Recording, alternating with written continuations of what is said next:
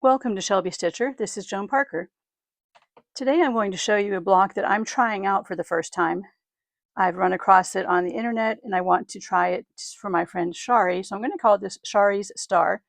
Shari is a friend of mine and I was teaching her granddaughter how to use a sewing machine, and she made a small quilted pillow as her project and it turned out fabulously. And I saw this project and I thought this might be something Shari would like because she showed me a table runner that used this same pattern.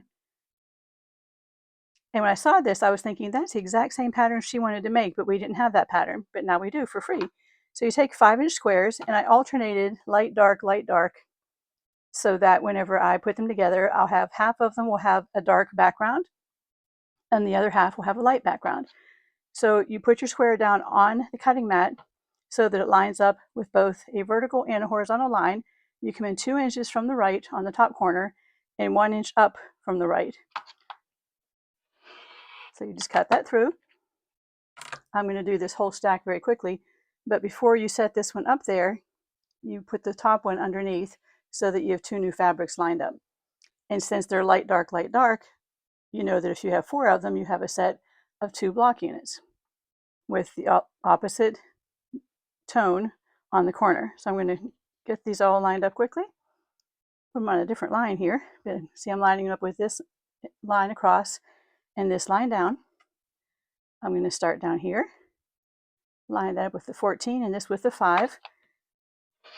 Cut through all 4. That sounded like it didn't cut cleanly. Oh, it did. And as I pick these up, I'm going to take this top one and put it on the bottom.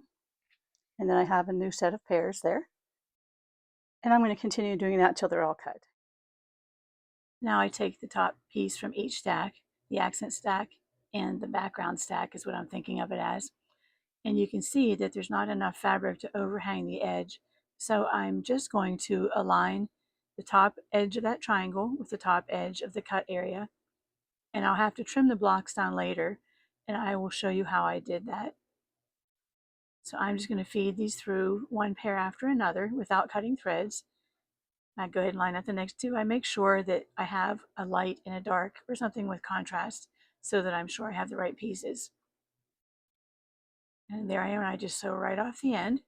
And I'm going to take a small scrap of fabric and use that as an ender, and that's folded in half so that I have 2 layers since I was sewing on 2 layers.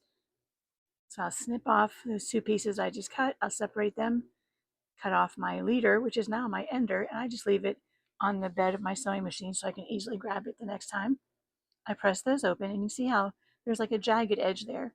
I want to save the integrity of that small piece as much as I can, so I'm going to take these over and trim them off, lining up with that corner. And you can see how nice and square that is. So that's basically the end of this block. And I'm going to put 4 of them together to make a star, Shari's star. And I have another one here. There's my second one from this set. And I lay these out into 4 squares. You see I have 2 dark ones and 2 lights. I pin basted the quilt with backing and batting, and I started hand quilting this last night using a big stitch. These ones are just echoed with a Mark Be Gone marker, and I actually have already hand quilted the top 2.